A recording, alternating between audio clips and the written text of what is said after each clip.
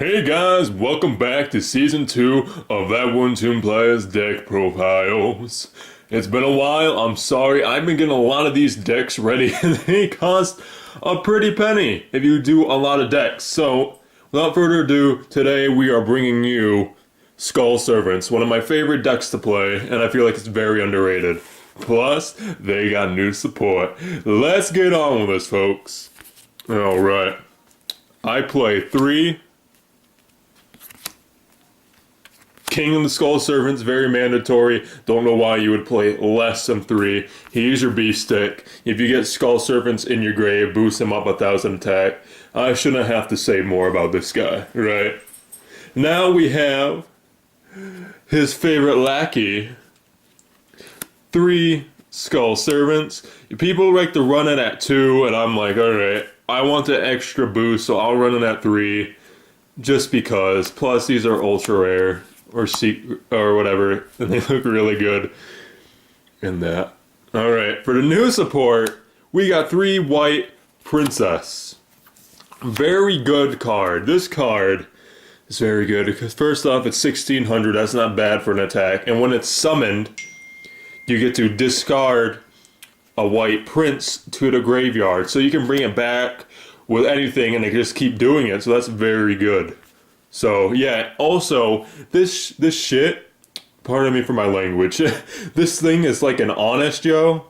So, you can, like, send this to your grave, send this to the grave on your field to lower your opponent's monster's attack. I believe it's like 100 for each star. How much is it?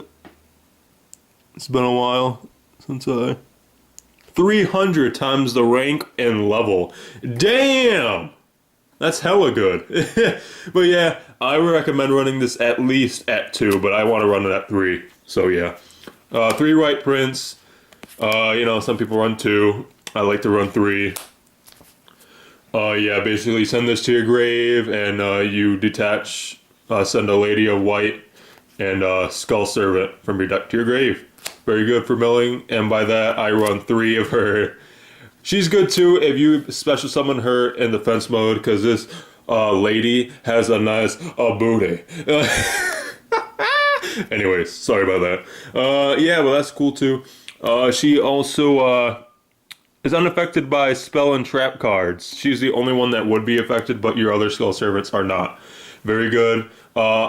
This dude cost me a pretty penny. I run 3 of White Mare. He's very good. You can discard him to special summon something from your banish zone and stuff like that, or bring stuff from your banish zone back to your graveyard. So that's like 1,000 right there with the card he brings back to the graveyard, plus himself, because he also counts as a Skull Servant. So that's 2,000 booty right there. I mean, attack.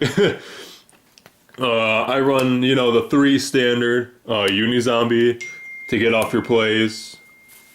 Very good. Send your Skull Servants and stuff to the graveyard. I run 2 Mizuki. Now, like, why aren't you running 3? I don't know. I can see how this card is very beneficial to the deck. Trust me, that's why I run 2. But I feel like 3 would be a little bit too cloggy for me. Yeah, you banish this guy, special summon a zombie monster from your grave. I run 3 of this guy to get out my Uni-Zombie. Very good. Nice little ultra rare. And then I play the 1 Mathematician to send stuff from the grave to from the deck to the grave. Next for spells, I run 2 Card of Demise, because you really don't have to worry with Skull Servants what you have in your hand and what's in your grave. Because let's say you want a lot of stuff in your hand in the grave, so then you're playing around with it, and then you just activate this, you draw like 1 or whatever cards, and you just throw it all away. So you can like set up majorly like that. So I think this card works well. I know a lot of people are like, hey, why aren't you running like the grass is always greener, like lawn mowing next to Like, I don't want to run a 60 card deck. I can see how this deck can be very beneficial, but I just don't. So the thing about running 60 cards just pushes me the wrong way. Next, I run 3 Book of Life. I'm thinking about cutting this down to 2, but right now at 3, it's not as cloggy as you think it would be. but I might cut it down to 2. Basically, you banish the opponent's monster, especially summon a zombie monster from your graveyard to the field. Very good for screwing over their plays in the future. Bleh. Now I run 3 of the new pot. It's a very good card. What this card does is you can shuffle 3 cards from your banish zone into your deck, and you draw 1 card.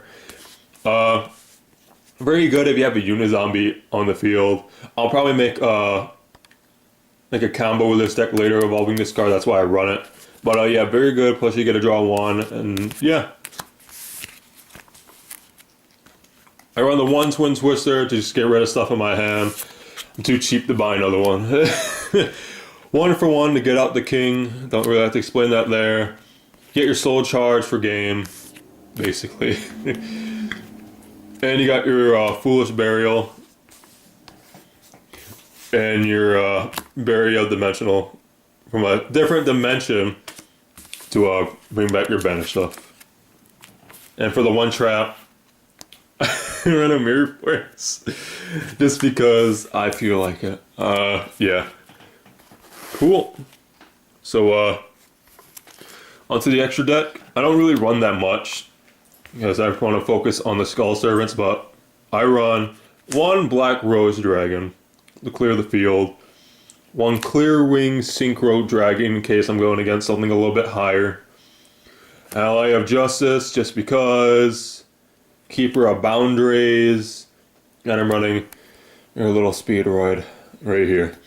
So yeah, that's my deck review, deck profile of Skull Servants. So please stay tuned for the channel. More content coming your way. A lot of the decks are done now. So season 2, I'm just gonna finish. I'm gonna like film all this crap, and then I'm gonna upload it from part to part, like in a week or 2. So yeah, season 3 is coming soon, and season 4 is also being done. So that means season 3 is done. So yeah, I'll see you guys next time, and remember to keep it groovy.